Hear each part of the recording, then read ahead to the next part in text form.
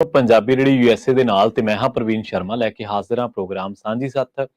Punjabi radio USA ਦਾ ਇਹ programme ਸ਼ਾਮੀ 3 ਵਜੇ ਤੋਂ ਲੈ ਕੇ 4 ਵਜੇ ਤੱਕ ਲਾਈਵ ਟੈਲੀਕਾਸਟ ਹੁੰਦਾ ਤੇ ਇਸੇ ਦਰਮਿਆਨ ਤੁਸੀਂ ਪੰਜਾਬੀ ਰੇਡੀਓ ਯੂਐਸਏ ਦੇ ਪ੍ਰੋਗਰਾਮ ਸਾਂਝੀ ਸੱਥ ਦੇ ਵਿੱਚ ਕਾਲ ਕਰਕੇ ਆਪਣੀ ਰਾਏ ਵੀ ਰੱਖਦੇ ਹੋ।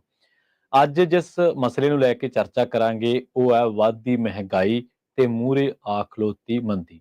ਜਿਹੜੇ ਲੋਕ, ਕਿਉਂਕਿ ਪੰਜਾਬੀਆਂ ਦਾ ਇੱਕ ਲੰਮਾ ਇਤਿਹਾਸ ਹੈ ਅਮਰੀਕਾ ਦੇ ਵਿੱਚ ਵਸਣ ਦਾ, ਪਰ ਜਿਹੜੇ ਲੋਕਾਂ ਨੂੰ 40-40 ਸਾਲ 30-30 ਸਾਲ ਹੋ ਗਏ, ਉਹਨਾਂ ਨੇ ਇਹੋ ਜਿਹੀ ਜਿਹੜੀ ਮੰਦੀ ਆ ਉਹਨੂੰ ਕਈ ਵਾਰੀ ਦੇਖਿਆ। ਹੋ ਸਕਦਾ ਉਹਨਾਂ ਦੀ ਜ਼ਿੰਦਗੀ ਦਾ 2 ਵਾਰ ਦਾ ਤਜਰਬਾ ਹੋਵੇ। ਜਿਹੜੇ 2010 ਦੇ ਦਹਾਕੇ ਦੇ ਵਿੱਚ ਇੱਥੇ ਆਏ ਉਹਨਾਂ ਦਾ ਆਉਂਦਾ ਹੀ ਵਾਹ ਪੈ ਗਿਆ।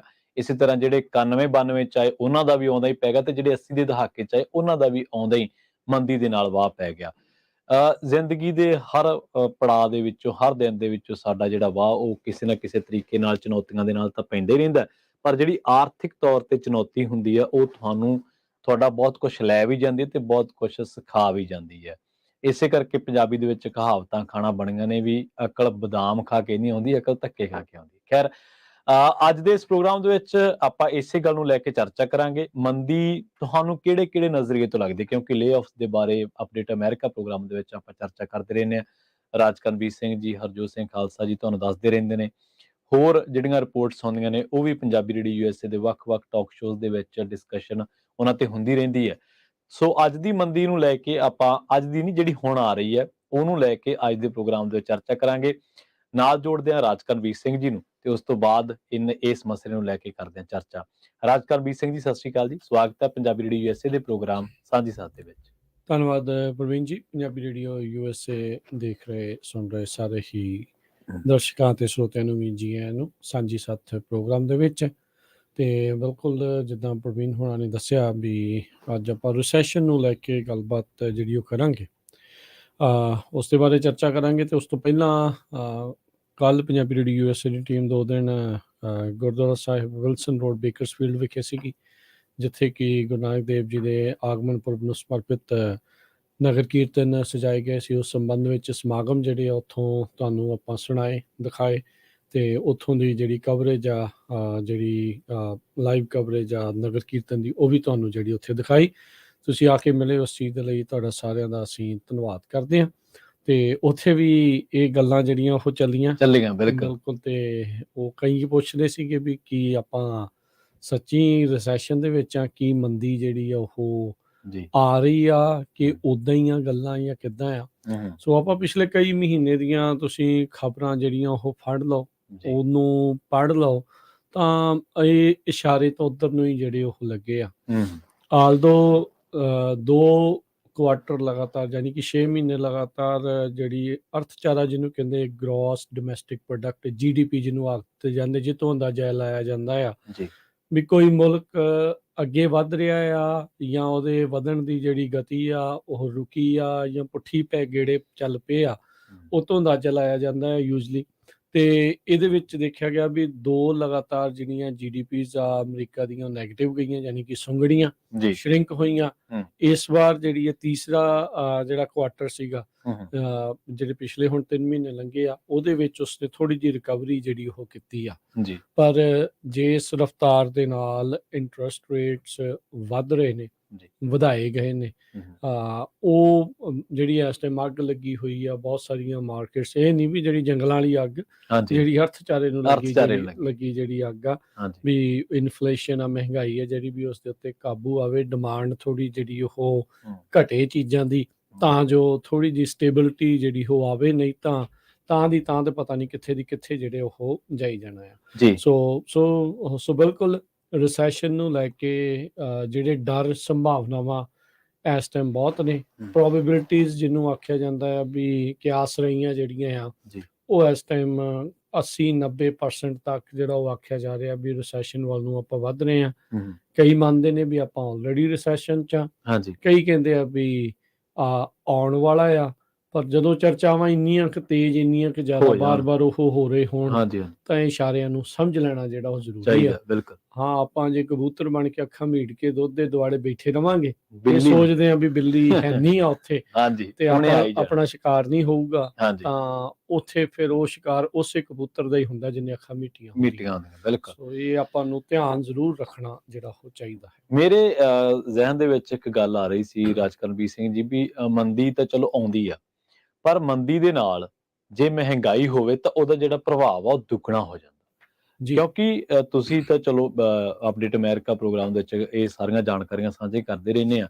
ਇੱਕ ਤੁਸੀਂ ਇੱਕ ਦੇ ਚਸ਼ਮਦੀਦ ਵੀ ਹੋ 2010-11 ਦੇ ਵਿੱਚ ਤੁਹਾਡਾ ਆਉਣਾ ਹੋਇਆ ਉਦੋਂ ਇਹ ਚੱਲ ਜੀ ਰਿਹਾ ਸੀ ਪੀਕ ਤੇ ਹੀ ਸੀਗਾ ਮੇਰੇ ਖਿਆਲ 'ਚ ਜੇ ਮੈਂ ਜੀ ਜੀ ਝੂਠ ਜੀ ਨਾ ਹਮ। ਹੋਵਾਂ ਗਲਤ ਨਾ ਹੋਵਾਂ ਤਾਂ ਜੇ ਮੈਂ ਗਲਤ ਨਾ ਹੋਵਾਂ ਕਿ ਰਿਪੀਟ ਵੀ ਨਾ ਹੋ ਜਾਵੇ।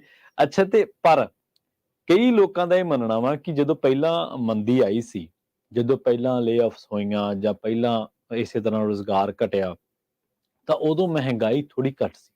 ਇਸ ਵਾਰ ਮਹਿੰਗਾਈ ਵਾਲਾ ਟੀਕਾ ਜਿਹੜਾ ਜ਼ਿਆਦਾ ਡੂੰਘਾ ਲੱਗ ਰਿਹਾ ਤੇ ਲੋਕਾਂ ਨੂੰ ਚੁੱਭ ਵੀ ਰਿਹਾ। ਹਾਂਜੀ ਜਿਉਂ-ਜਿਉਂ ਸਮਾਂ ਬੀਤਦਾ ਜਾਂਦਾ ਆ ਪ੍ਰਵੀਨ ਜੀ ਇਹ ਚੀਜ਼ਾਂ ਆਪਾਂ ਨੂੰ ਪਤਾ ਹੈ ਵੀ ਉਹ ਮਹਿੰਗੀਆਂ ਹੁੰਦੀਆਂ ਜਾਂਦੀਆਂ ਨੇ ਹੂੰ ਤੇ ਉਦੋਂ ਤੱਕ ਤੁਹਾਨੂੰ ਇੰਨਾ ਅਸਰ ਨਹੀਂ ਜਿਹੜਾ ਉਹ ਨਜ਼ਰ ਆਉਂਦਾ ਜਿੰਨੀ ਦੇਰ ਤੱਕ ਉਸ ਮਹਿੰਗਾਈ ਦੀ ਰਫ਼ਤਾਰ ਦੇ ਨਾਲ ਜੇ ਤੁਹਾਡੀ ਤਨਖਾਹ ਵੱਧ ਰਹੀ ਆ ਹਾਂਜੀ ਜਾਂ ਫੇਰ ਨਹੀਂ ਤੁਹਾਡੀ ਮਹਿਸੂਸ ਜੇ ਹੁੰਦਾ ਇਨਕਮ ਸੋਰਸ ਉਸੇ ਰਫ਼ਤਾਰ ਉਸੇ ਦੇ ਨਾਲ ਰਫਤਾਰ ਵੱਧ ਰਹੇ ਆ ਹੂੰ ਜੇ ਚੀਜ਼ਾਂ ਉਹ ਮਹਿੰਗੀਆਂ ਹੋ ਰਹੀਆਂ ਤੇ ਤੁਹਾਨੂੰ ਪਤਾ ਨਹੀਂ ਲੱਗਦਾ ਕਿਉਂਕਿ ਤੁਸੀਂ ਉਨੇ ਪਰਸੈਂਟੇਜ ਮਤਲਬ ਮੰਨ ਲਓ ਕੋਈ ਤੁਹਾਡਾ 100 ਆ ਜੀ ਤੇ 100 ਚੋਂ ਜੇ ਤੁਸੀਂ 40% ਖਰਚਾ ਕਰਦੇ ਆ ਤੁਹਾਨੂੰ ਨਹੀਂ ਤੇ ਮਹਿਸੂਸ ਉਹ ਫਿਰ ਮਹਿਸੂਸ ਨਹੀਂ ਹੋਣਾ ਜੇ ਤੁਹਾਡਾ ਖਰਚਾ ਹੁੰਦਾ ਹੀ ਹੁੰਦਾ ਜਿਹੜਾ ਹੀ ਹੋ ਹਾਂਜੀ ਰਿਹਾ ਹੈਗਾ ਆ ਵੀ ਹਾਂ ਚਲੋ ਉਧਰੋਂ ਵੱਧ ਗਏ ਇੱਧਰ ਵੀ ਜਿਹੜਾ ਉਹ ਵੱਧ ਗਏ ਆ ਪਰ ਹੁਣ ਇਦਾਂ ਵੀ ਇਨਕਮਸ ਜਿਹੜੀਆਂ ਆ ਉਹ ਵੱਧਦੀਆਂ ਤੇ ਹੈਗੀਆਂ ਹਾਂਜੀ ਪਰ ਉਸ ਰਫ਼ਤਾਰ ਨਾਲ ਨਹੀਂ ਵਧੀਆਂ ਜਿੰਨੀ ਇੱਕ ਸਾਲ ਦੇ ਵਿੱਚ ਮਹਿੰਗਾਈ ਵੱਧ ਗਈ ਵੱਧ ਗਈ ਆ ਇਹ ਸਾਰਿਆਂ ਦੇ ਨਾਲ ਨਹੀਂ ਕਈਆਂ ਦੀਆਂ ਵੱਧਦੀਆਂ ਨੇ ਤਨਖਾਹਾਂ ਪਰ ਹਰ ਇੱਕ ਦੀਆਂ ਨਹੀਂ ਐਵਰੇਜ ਆਊਟ ਜੇ ਕਰੀਏ ਤਾਂ ਘੱਟ ਜਿਹੜੀਆਂ ਉਹ ਰਹਿ ਜਾਂਦੀਆਂ ਆ ਸੋ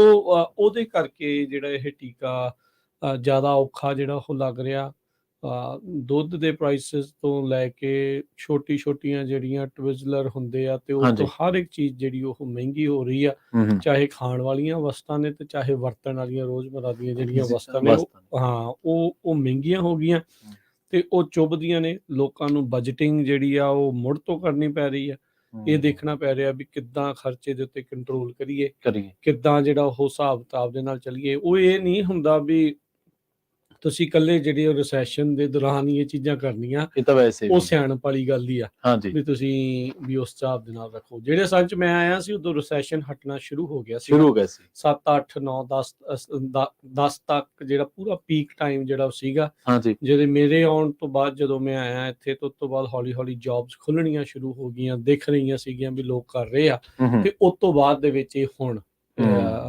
2022 ਤਕਰੀਬਨ 11 ਸਾਲਾਂ ਬਾਅਦ ਹਾਂਜੀ ਸੋ ਇੱਕ ਜਿਹੜਾ ਡ੍ਰੌਪ ਆਉਣਾ ਸੀ ਉਹ ਡਿਊ ਸੀਗਾ ਉਹ ਹੁੰਦਾ ਹੀ ਆ ਵੀ ਇੰਨੇ ਕੁ ਸਾਲਾਂ ਬਾਅਦ ਜਿਹੜਾ ਇੱਕ ਅੱਧਾ ਝਟਕਾ ਜਿਹੜਾ ਉਹ ਲੱਗਦਾ ਹੀ ਹੁੰਦਾ ਹੈ ਕਿਉਂਕਿ ਹਰ ਇੱਕ ਚੀਜ਼ ਨੇ ਤਾਂ ਹੀ ਨਹੀਂ ਜਾਈ ਜਾਣਾ ਉਹਨੇ ਮੁੜ ਕੇ ਥੱਲੇ ਨੂੰ ਵੀ ਆਉਣਾ ਆ ਤੇ ਵਿੱਚ ਕੋਵਿਡ ਆ ਗਿਆ 2 ਸਾਲ ਡਿਲੇ ਹੋ ਗਿਆ ਨਹੀਂ ਤਾਂ ਉਹ ਪਹਿਲੋਂ ਆ ਜਾਣਾ ਸੀਗਾ ਨਹੀਂ ਤਾਂ ਉਹ ਪਹਿਲੋਂ ਆ ਜਾਣਾ ਸੀਗਾ ਉਹਦੇ ਵੀ 2 ਸਾਲ ਡਿਲੇ ਹੋ ਕੇ ਜਿਹੜਾ ਉਹ ਆ ਰਿਹਾ ਆ ਇਹ ਅਮਰੀਕਾ ਵਾਲਿਆਂ ਨੇ ਜਿਹੜਾ ਇੱਥੇ ਪੈਸੇ ਵੰਡ ਕੇ ਦੇ ਕੇ ਬਿਜ਼ਨੈਸਿਸ ਤੋਂ ਲੈ ਕੇ ਹਰ ਇੱਕ ਲੋਕਾਂ ਤੱਕ ਜਿਹੜੀ ਉਹ ਮਨੀ ਦਿੱਤੀ ਵੀ ਭਾਈ ਇਹ ਨਾ ਹੋਵੇ ਵੀ ਘਰੇ ਬੈਠੇ ਲੋਕਾਂ ਨੂੰ ਇਹ ਲੱਗੀ ਜਾਵੇ ਵੀ ਸਾਡੇ ਕੋਲ ਕੁਝ ਹੈ ਨਹੀਂ ਕਿਉਂਕਿ ਸਰਕਾਰਾਂ ਨੂੰ ਇਹ ਡਰ ਆ ਵੀ ਭਾਈ ਇਹਨਾਂ ਨੇ ਹੜਕੰਪ ਮਚਾ ਦੇਣਾ ਬਿਲਕੁਲ ਸੜਕਾਂ ਤੇ ਉੱਤਰ ਆਉਣਗੇ ਤੇ ਫਿਰ ਸਾਡੀ ਰਹਿ ਗਈ ਜਾਊਗੀ ਪੈਸਾ ਹੀ ਜਿਹੜਾ ਟਿਕਾ ਸਕਦਾ ਹਾਂਜੀ ਪੈਸੇ ਵਾਸਤੇ ਹੀ ਆ ਪਾਵਰ ਵਾਸਤੇ ਆ ਜਿਹੜੀ ਦੁਨੀਆ ਜਿਹੜੀ ਬਿਲਕੁਲ ਕਰਦੀ ਆ ਪਰ ਇੱਕ ਗੱਲ ਹੋਰ ਆ ਰਾਜਕਰਨਵੀਰ ਸਿੰਘ ਜੀ ਕਿ ਮੈਂ ਇੱਕ ਆਰਟੀਕਲ ਪੜ੍ਹ ਰਿਹਾ ਸੀਗਾ ਕੱਲ ਪਰਸੋਂ ਦੀ ਗੱਲ ਹੈ ਉਹਦੇ ਵਿੱਚ ਉਹਨੇ ਮੇਰੇ ਖਿਆਲ ਨਾਲ ਇਕਨੋਮਿਸਟ ਨੇ ਮੈਂ ਨਾਮ ਵਿਸਰ ਗਿਆ ਮੈਨੂੰ ਪੰਜਾਬੀ ਚ ਲਿਖਿਆ ਸੀ ਉਹਦੇ ਵਿੱਚ ਉਹਨਾਂ ਨੇ ਇੱਕ ਬੜੀ ਵਾਜਬ ਜੀ ਦਲੀਲ ਦਿੱਤੀ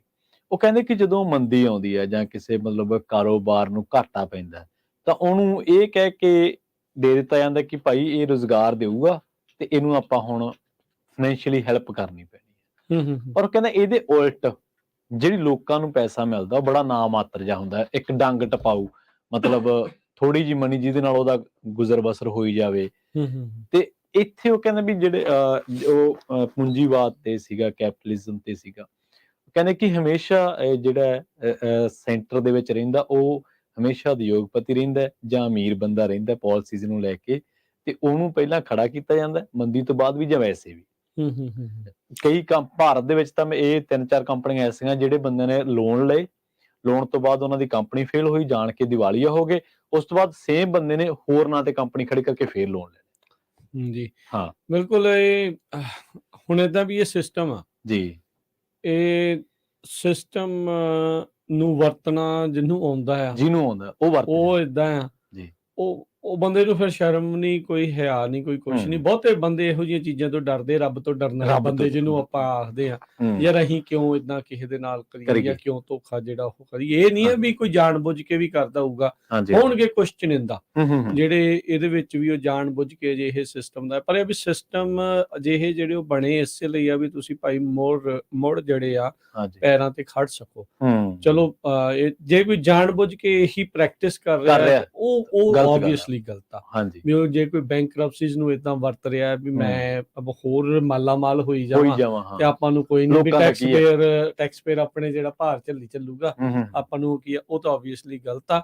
ਪਰ ਬਹੁਤੇ ਬੰਦੇ ਇਹੋ ਜਿਹੀਆਂ ਚੀਜ਼ਾਂ ਨੂੰ ਚੰਗਾ ਜਿਹੜਾ ਉਹ ਲੋਕ ਜਿਹੜੇ ਆ ਇਸ ਨੂੰ ਨਹੀਂ ਸਮਝਦੇ। ਹੂੰ ਹੁਣ ਜੇ ਆਪਾਂ ਥੋੜੀ ਗੱਲ ਕਰੀਏ ਨਾ ਵੀ ਜਿਹੜਾ ਆਪਾਂ ਪੁੱਛਦੇ ਸੀ ਜਾਂ ਜਿਹੜੇ ਕੋਈ ਸਵਾਲ ਸੀਗੇ ਵੀ ਕੀ ਰਿਸੈਸ਼ਨ ਵਾਕਿਆ ਹੀ ਹੈਗਾ ਆ ਜਾਂ ਹਾਂਜੀ। ਨਹੀਂ ਹੈਗਾ। ਜੀ ਪਿਛਲੇ ਕੁਛ ਚਿਰ ਦੀਆਂ ਜਿਹੜੀਆਂ ਖਬਰਾਂ ਦੇ ਵਿੱਚ ਦੇਖੋ, ਹੁਣ ਏਡੀਆਂ ਵੱਡੀਆਂ ਜਦੋਂ ਕੰਪਨੀਆਂ ਨੇ ਬਜਟ ਕੱਟਸ ਲਾਉਣੇ ਸ਼ੁਰੂ ਕਰ ਦੇਣ ਵੀ ਹਾਂਜੀ ਅਸੀਂ ਖਰਚੇ ਦੇ ਉੱਤੇ ਹੁਣ ਰੋਕ ਲਾ ਰਹੇ ਆ, ਹੂੰ ਲੋਕਾਂ ਦੇ ਜਿਹੜੇ ਹੁਣ ਕਈ ਆ ਜਿਹੜੇ ਪਹਿਲੋਂ ਕੰਪਨੀਆਂ ਆ ਆਪਣੇ ਕਿਸੇ EMPLOYEE ਨੂੰ ਹਾਂਜੀ ਘੱਲਦੀਆਂ ਸੀਗੀਆਂ ਵੀ ਤੁਸੀਂ ਉੱਥੇ ਜਾ ਕੇ ਮੀਟਿੰਗ ਕਰ ਆਓ, ਠੀਕ ਹੈ ਜਹਾਜ਼ ਤੇ ਘੱਲਣਗੀਆਂ ਜਾਂ ਹਾਂਜੀ, ਕਿੱਦਾਂ ਆ, ਹਾਂਜੀ ਉਹ ਕਹਿੰਦੇ ਛੱਡ ਪਰਾਂ ਹੁਣ ਜ਼ੂਮ ਤੇ ਕਰ ਲਓ ਵੀ ਆਨਲਾਈਨ ਜਿਹੜਾ ਹੁਣ ਤੁਸੀਂ ਕਰ ਲਓ ਖਰਚੇ ਵੀ ਖਰਚਾ ਕੋਈ ਬਚਾਓ, ਹਾਂਜੀ ਤੁਸੀਂ ਏਦਾਂ ਨਾ ਕਰੋ, ਆਹ ਚੀਜ਼ ਨੂੰ ਘਟਾ ਲਓ। ਅੱਛਾ, ਹਾਇਰਿੰਗ ਤੇ ਫਰੀਜ਼ ਦਾ ਮਤਲਬ ਵੀ ਨਵੀਂ ਮਨੀ ਨਹੀਂ ਸਪੈਂਡ ਕਰਨੀ, ਜੀ ਜੀ ਨਵੇਂ EMPLOYEE ਨਹੀਂ ਕਰਨੇ। ਤੇ ਫਿਰ ਜਦੋਂ ਰਿਸੈਸ਼ਨ ਦਾ ਵਕਤ ਆਉਂਦਾ ਆ ਹੂੰ ਉਹਦੇ ਵਿੱਚ ਜਿਹੜਾ EMPLOYEE ਤੇ EMPLOYER ਦਾ ਰਿਸ਼ਤਾ ਆ ਉਹ ਫਿਰ ਇਦਾਂ ਹੁੰਦਾ ਵੀ EMPLOYEE ਵੀ ਚਾਹੁੰਦਾ ਵੀ ਯਾਰ ਸੇਮ EMPLOYER ਦੇ ਕੋਲ ਰਿਹਾ ਜਾਵੇ ਕਿਉਂਕਿ ਨਵੀਂ ਨੌਕਰੀ ਲੱਭਣੀ ਬੜੀ ਔਖੀ ਆ। ਬੜੀ ਔਖੀ EMPLOYER ਨੂੰ ਵੀ ਹੁੰਦਾ ਯਾਰ ਚਲੋ ਵੈਲਿਊਏਬਲ ਐਸੈਟ ਆ, ਮਨੀ ਵੀ ਸਪੈਂਡ ਕੀਤੀ ਆਪਣੇ EMPLOYEE ਦੇ ਉੱਤੇ ਵੀ ਉਹ ਰਿਟੇਨ ਵੀ ਰਵੇ ਵੀ ਉਹ ਵੀ ਆ।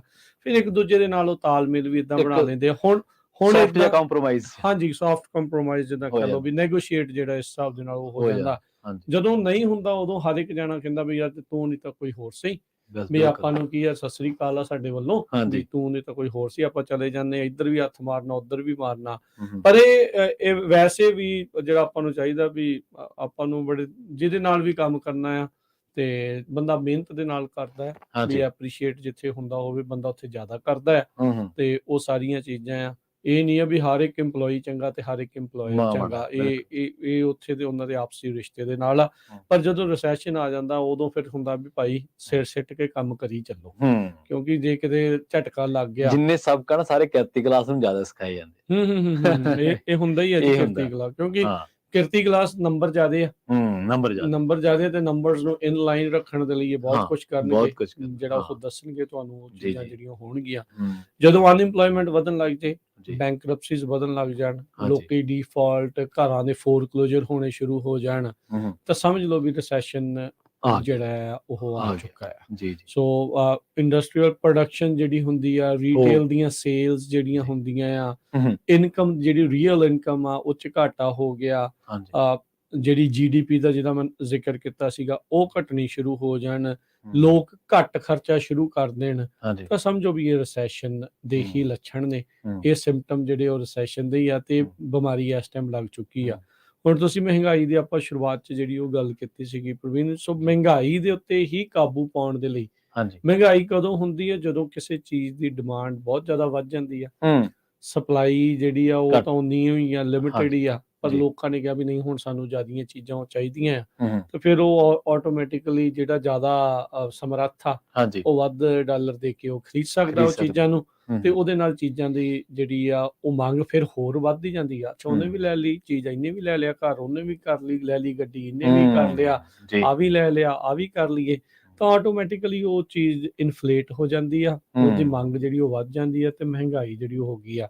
ਇੰਟਰਸਟ ਰੇਟ ਵਧਾਉਣ ਦੇ ਪਿੱਛੇ ਮਕਸਦ ਇਹਨਾਂ ਦਾ ਇਹੀ ਸੀਗਾ ਵੀ ਇਹਦੇ ਨਾਲ ਲੋਕਾਂ ਨੂੰ ਡਿਟਰੈਂਟ ਹੋਊਗਾ ਵੀ ਭਾਈ ਜੇ ਹੁਣ ਮੈਂ ਜਿੱਦਾਂ ਘਰ ਖਰੀਦਣਾ ਆ, ਜਿੱਥੇ ਘਰ ਦੇ ਇੰਟਰਸਟ ਰੇਟ ਪਹਿਲਾਂ 2.5 ਤੋਂ 3% ਸੀਗਾ, ਜੇ ਹੁਣ ਉਹ 8% ਹੋਊਗਾ ਬੰਦਾ ਸੋਚੂਗਾ ਨਹੀਂ ਸੋਚ ਸਕਦਾ, ਉਹ ਫਿਰ ਉਹ ਸੋਚਦਾ ਵੀ ਯਾਰ ਮੈਂ ਲਵਾਂ ਕਿ ਨਾ ਲਵਾਂ, 3 ਗੁਣਾ ਜ਼ਿਆਦਾ। ਹਾਂਜੀ, ਹਨਾ ਵੀ ਉਹ 3 ਗੁਣਾ ਹੀ ਨਹੀਂ, ਉਹ ਕਈ ਗੁਣਾ ਜ਼ਿਆਦਾ ਹੋਰ ਵੱਧ ਜਾਂਦਾ, ਕਿਉਂਕਿ ਇੰਟਰਸਟ ਪਹਿਲੋਂ ਇੰਟਰਸਟ ਹੀ ਜਾਣਾ ਹੁੰਦਾ ਆ, ਹਾਂਜੀ ਪ੍ਰਿੰਸੀਪਲ ਜਿਹੜੇ ਉਹ ਬਾਅਦ ਚ ਜਾਂਦਾ ਹੁੰਦਾ ਆ। ਹੂੰ ਸੋ ਉਹ ਸਾਰੀਆਂ ਚੀਜ਼ਾਂ ਦੇ ਉੱਤੇ ਕਾਬੂ ਪਾਉਣ ਲਈ ਇੰਟਰਸਟ ਰੇਟ ਵਧਾਏ। ਹਾਂਜੀ ਜਦੋਂ 2.5 ਤੇ ਸੀਗਾ, ਹੂੰ ਦੇਖੋ ਜਿਹੜੀ ਸਮਾਜ ਆ ਜਾਂ ਲੋਕ ਆ ਜਾਂ ਇਹ ਜਿਹੜੇ ਮਾਹਰ ਵੀ ਆ ਹਾਂਜੀ ਜਾਂ ਲੋਕਾਂ ਦੀ ਜਿਹੜੀ ਮੰਗ ਹੁੰਦੀ ਆ, ਇਹ ਜਦੋਂ ਜਿੱਧਰ ਫਾਇਦਾ ਹੁੰਦਾ ਹੈ ਉੱਧਰ ਹੀ। ਉਸ ਹਿਸਾਬ ਦੇ ਨਾਲ ਉਹ ਲੈਣਾ ਹੁੰਦਾ ਆ। ਹੂੰ ਉਦੋਂ ਕਹਿੰਦੇ ਸੀ ਵੀ ਨਹੀਂ ਜੀ, ਇਹ ਘਟਾ ਕੇ 0 ਕਰ ਦੇਣੇ ਚਾਹੀਦੇ, ਇਹ ਤਾਂ ਬਹੁਤ ਇਹ ਵੀ ਅਜੇ ਵੀ ਜ਼ਿਆਦਾ ਹੈ, ਉਹ ਘਟਾ ਦਿਓ। ਜੀ ਤੇ ਹੁਣ ਜਦੋਂ ਵਧਾਉਣੇ ਸ਼ੁਰੂ ਕੀਤੇ, ਉਦੋਂ ਫਿਰ ਇਹ ਕਹਿਣਾ ਸ਼ੁਰੂ ਕਰਿਆ ਬੜੀ ਦੇਰ ਬਾਅਦ ਵਧਾਏ ਇਹਨਾਂ ਨੇ, ਲੇਟ ਕਰਤਾ ਇਹਨਾਂ ਨੂੰ ਹਾਂ, ਪਹਿਲਾਂ ਬਿਲਕੁਲ। ਵਧਾਉਣੇ ਜਿਹੜੇ ਉਹ ਸ਼ੁਰੂ ਕਰ ਹਾਂ ਦੇਣੇ ਸਰਕਾਰ ਚਾਹੀਦੇ। ਨੂੰ ਇਹਦਾ ਫਾਇਦਾ ਹੋਣਾ ਸੀ। ਹਾਂ ਵੀ ਇਹਨਾਂ ਨੇ ਲੇਟ ਕਰਤਾ ਆ, ਪਰ ਆਬਵੀਅਸਲੀ ਇਹ ਜਿਹੜੇ ਪਾਲਿਸੀ ਮੇਕਿੰਗ ਆ ਫੈਡ ਨੇ ਕਰਨੀ ਆ, ਤੇ ਫੈਡ ਦੇ ਵਿੱਚ ਹੁਣ ਜਿਹੜੇ ਲੋਕ ਭਰਤੀ ਕੀਤੇ ਆ, ਉਹਨਾਂ ਨੇ ਆਪਣੀ ਸਮਝ ਜਾਂ ਆਪਣੇ ਗਰੁੱਪ ਦੀ ਜਿਹੜੀ ਉਹ ਸਮਝ ਦੇ ਹਿਸਾਬ ਦੇ ਨਾਲ ਜਿਹੜਾ ਉਹ ਚੱਲਣਾ। ਉਹ ਇਦਾਂ ਤਾਂ ਕੋਈ ਵੀ ਨਹੀਂ ਚਾਹੁੰਦਾ ਹੋਊਗਾ ਵੀ ਚੱਲ ਵੀ ਭੱਠਾ ਬਹਿ ਜਾਵੇ ਸਾਰਿਆਂ ਦਾ, ਕਿਉਂਕਿ ਉਹਦੇ ਨਾਲ ਪੂਰੇ ਮੁਲਕ ਦਾ ਹੀ ਭੱਠਾ ਜਿਹੜਾ ਉਹ ਬਹਿੰਦਾ ਆ। ਆਲਦੋ ਜਿਹੜੇ ਉਹਨਾਂ ਦੀਆਂ ਪਾਲਿਸੀਜ਼ ਕੁਝ ਅਜਿਹੀਆਂ ਹੁੰਦੀਆਂ ਜਿਹੜੀਆਂ ਕਈ ਵਾਰੀ ਬੰਦਾ ਉੱਤੇ ਕੁਐਸਚਨੇਬਲ ਰੱਖਦਾ ਹੈ ਵੀ ਹਾਂ ਵੀ ਨਹੀਂ ਏਦਾਂ ਨਹੀਂ, ਇਹਨਾਂ ਨੂੰ ਏਦਾਂ ਕਰਨਾ ਚਾਹੀਦਾ ਸੀਗਾ। ਵੀ ਇਹ ਕੋਈ ਮਾੜੀ ਚੀਜ਼ ਨਹੀਂ ਹੈ, ਸਵਾਲ ਜਿਹੜੇ ਉਹਨਾਂ ਨੂੰ ਕਰਨੇ ਜਾਂ ਉਸ ਚੀਜ਼ ਦੇ ਬਾਰੇ ਸੋਚਣਾ।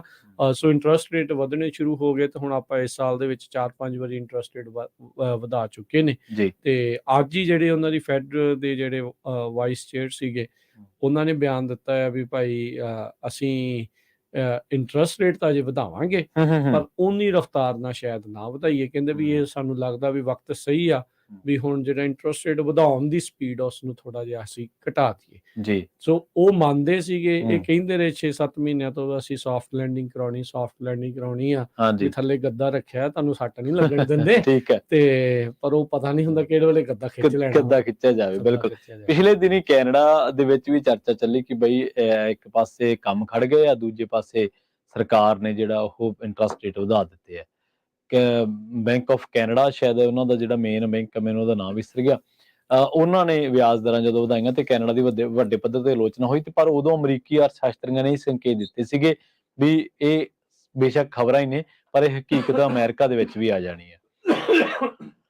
ਨਹੀਂ ਬਿਲਕੁਲ ਪ੍ਰਵੀਨ, ਇਹ ਸਾਰੀਆਂ ਚੀਜ਼ਾਂ ਇਦਾਂ ਹੀ ਜਿਹੜੀਆਂ ਹੁੰਦੀਆਂ ਆ। ਹੁਣ ਤਾਂ ਵਾਕਿਆ ਹੀ ਉਹ ਵਕਤ ਹੁੰਦਾ ਆ ਵੀ ਭਾਈ ਸਿਰ ਸਿੱਟ ਕੇ ਜਿੱਥੇ ਵੀ ਕੰਮ ਤੇ ਲੱਗੇ ਆ, ਮਿਹਨਤ ਦੇ ਨਾਲ, ਸ਼ਿੱਦਤ ਦੇ ਨਾਲ ਕੰਮ ਜਿਹੜਾ ਉਹ ਲਗਨ ਦੇ ਨਾਲ ਜਿਹੜਾ ਉਹ ਕੰਮ ਕਰੋ। ਹਾਲਾਤ ਕਿੱਦਾਂ ਦੇ ਕੀ ਬਣਨੇ ਆ, ਕਿੱਦਾਂ ਦੇ ਬਣਨੇ ਆ, ਇਹਦਾ ਪਤਾ ਨਹੀਂ ਲੱਗਦਾ। ਕਈ ਕੰਪਨੀਆਂ ਐਵਰੀਡੇ ਬੰਦ ਹੁੰਦੀਆਂ ਨੇ, ਬਿਲਕੁਲ ਬੈਂਕਰਪਸੀਜ਼ ਇਸ ਟਾਈਮ ਜਿਹੜੀਆਂ ਉਹ ਕਰ ਰਹੀਆਂ ਆ। ਆਪਾਂ ਆਪਣੇ ਜਿਹੜੇ ਹੁਣ ਸਟੋਰਾਂ ਵਾਲੇ ਆ ਤੇ ਜਿਹੜੇ ਟਰੱਕਿੰਗ ਦੇ ਵਿੱਚ ਆ ਤੇ ਹੋਰ ਬਿਜ਼ਨੈਸਿਸ ਦੇ ਵਿੱਚ ਆ, ਈਵਨ ਜਿਹੜੇ ਮੈਜੋਰਟੀ ਦੇ ਲੋਕ ਕੰਮ ਕਰਨ ਵਾਲੇ ਆ, ਬਿਜ਼ਨਸ ਓਨਰਸ ਤਾਂ ਚਲੋ ਆਬਵੀਅਸਲੀ ਹੈਗੇ ਨੇ, ਕਾਫੀ ਨੇ, ਪਰ ਮੈਜੋਰਟੀ ਕੰਮ ਕਰ, ਕਿਰਤੀਆਂ ਦੀ ਜਿਹੜੀ ਉਹ ਹੁੰਦੀ ਆ, ਤੇ ਕਿਰਤੀਆਂ ਨੇ ਵੀ ਉੱਥੇ ਹੀ ਕੰਮ ਕਰਨਾ ਜੇ ਕੰਮ ਹੋਣਗੇ ਤਾਂ ਰਾਈਟ, ਉੱਥੇ ਹੀ ਕੰਮ ਜਿਹੜੇ ਉਹ ਹੋਣਗੇ। ਸੋ ਪਰ ਹੁਣ ਜਿੱਦਾਂ ਮੈਟਾ, ਫੇਸਬੁੱਕ ਦੀ ਪੇਰੈਂਟ ਕੰਪਨੀ, 11,000 ਬੰਦਾ ਉਹਨਾਂ ਨੇ ਲੇ ਆਫ ਕਰਨਾ। ਅੱਜ ਸਵੇਰੇ ਖਬਰ ਆ ਗਈ ਐਮਾਜ਼ੋਨ ਨੇ 10,000 ਬੰਦਾ ਜਿਹੜਾ ਝਾੜਨਾ ਆ ਜੀ, ਠੀਕ ਹੈ ਨਾ।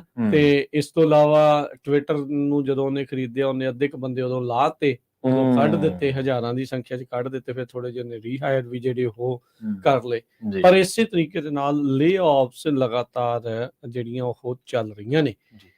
ਇਸ ਵਾਰ ਇਹ ਭਾਵੇਂ ਜਿਹੜਾ ਹਰਜੋਤ ਸਿੰਘ ਪ੍ਰਵੀਨ ਜਿਹੜਾ ਇਹ ਹੋ ਜਾਵੇ ਵੀ ਜਿਹੜੇ ਬਲੂ ਕਾਲਰ ਜਿਹੜੀਆਂ ਆਮ ਕਿਰਤੀ ਮਿਨੀਮਮ ਵੇਜ ਜੌਬ ਕਰਨ ਵਾਲੇ ਆ, ਉਹਨਾਂ ਦੀਆਂ ਜੌਬਸ ਘਟ ਜਾਣ, ਪਰ ਵਾਈਟ ਕਾਲਰ ਜੌਬ ਜਿਹਨੂੰ ਆਖਿਆ ਜਾਂਦਾ ਉਹਨਾਂ ਤੇ ਗਾਜ ਇਸ ਵਾਰ ਜ਼ਿਆਦਾ ਡਿੱਗਣੀ ਆ। ਜਦੋਂ 2007-8 ਦਾ ਸੀਗਾ ਤੇ ਜਦੋਂ 2000 ਦੇ ਸ਼ੁਰੂਆਤ ਦੇ ਵਿੱਚ .com ਬਰਸਟ ਹੋਇਆ ਸੀ, ਉਦੋਂ ਜਿਹੜੀਆਂ IT ਵਾਲੀਆਂ ਤੇ ਇੰਟਰਨੈਟ ਵਾਲੀਆਂ ਕੰਪਨੀਆਂ ਆ, ਉਦੋਂ ਉਹਨਾਂ ਨੂੰ ਇਹ ਲੱਗਦਾ ਸੀਗਾ ਵੀ ਇਸ ਚੀਜ਼ ਦਾ ਅੰਤ ਹੀ ਨਹੀਂ ਆ, ਵੀ ਅਸੀਂ ਵੱਧਦੇ ਹੀ ਰਹਿਣਾ। ਪਰ ਐਸਾ ਉਦੋਂ ਪਟਾਕਾ ਪਿਆ ਸੀਗਾ, ਜਿਹੜੀ .com ਬਰਸਟ ਜਿਹਨੂੰ ਆਖਿਆ ਜਾਂਦਾ, ਜਿਸ ਸ਼ਬਦ ਦੇ ਨਾਲ ਆਪਾਂ ਵਰਤਦੇ ਆ, ਤਾਂ ਉਦੋਂ ਲੋਕਾਂ ਨੂੰ ਵਾਪਸ ਜਿਹੜਾ ਆ ਅੰਦਰ ਨਹੀਂ ਐਂਟਰ ਹੋਣ ਦਿੱਤਾ ਗਿਆ। ਬਿਲਡਿੰਗਾਂ ਦੇ ਬਾਹਰ ਤਾਲੇ ਲੱਗੇ। ਤੁਸੀਂ ਜਿੱਦਾਂ ਮੰਨ ਲਓ ਵੀ ਅੱਜ ਗਏ ਆ ਘਰੋਂ, ਅਜੇ ਤਾਂ ਅਜੇ ਤੁਹਾਡਾ ਲੈਪਟਾਪ ਵੀ ਅੰਦਰ ਆ, ਹਾਂਜੀ ਹਾਂਜੀ ਤੁਹਾਡੇ mostly- ਨਿਆਣਿਆਂ ਦੀਆਂ ਫੋਟੋਆਂ ਵੀ ਅੰਦਰ ਹੋਣੀਆਂ ਆ, ਸਾਰਾ ਹਾਂਜੀ। ਕੁਝ ਲੱਗਾ, ਹੂੰ, ਪਰ ਲੱਗਾ ਹੀ ਲਗਾਇਆ ਰਹਿ ਗਿਆ। ਸਵੇਰੇ ਆਏ ਤਾਂ ਤਾਲਾ ਲੱਗਾ ਹੁੰਦਾ ਸੀ। ਉਹ ਅੱਛਾ ਇਦਾਂ ਦੀ ਸਥਿਤੀ ਜਿਹੜੀ ਆ ਉਹ ਕਈ ਵਾਰੀ ਬਣ ਜਾਂਦੀ, ਜਿਨ੍ਹਾਂ ਨੇ ਉਹ ਸਮੇਂ ਵੇਖੇ ਆ, ਉਹ ਇਹਦਾ ਵਕਤ ਮਤਲਬ ਦੇਖਿਆ। ਆਈਟੀ ਤੁਹਾਨੂੰ ਪੈਸੇ ਦਿੰਦਾ ਵੀ ਹੈ ਤੇ ਆਈਟੀ ਤੁਹਾਨੂੰ ਝਟਕੇ ਵੀ ਦਿੰਦਾ ਲੋੜ ਪੈਣ ਤੇ। ਨਹੀਂ ਜੀ, ਹਾਂ ਲੋੜ ਲੋੜ ਤਾਂ ਕਾਹਦੀ ਹੁੰਦੀ ਝਟਕਿਆਂ ਦੀ, ਜਦੋਂ ਉਹਨੂੰ ਪੈ ਗਈ ਹਾਂ ਜਦੋਂ ਉਹਨਾਂ ਨੇ ਪੈਸੇ ਆਪਣੇ ਬਚਾਉਣੇ ਆ ਬਚਾਉਣੇ ਆ। ਹਾਂ ਤੇ ਉਦੋਂ ਫਿਰ ਉਹ ਗਾਜ ਤਾਂ ਇਦਾਂ ਹੀ ਜਿਹੜੀ ਉਹ ਹਾਂ, ਡਿੱਗਣੀ ਕਿਉਂਕਿ ਆ। ਆਈਟੀ ਨੂੰ ਪਸੰਦੀਦਾ ਪ੍ਰੋਫੈਸ਼ਨਲ ਦੇ ਵਿੱਚੋਂ ਮੰਨਿਆ ਜਾਂਦਾ।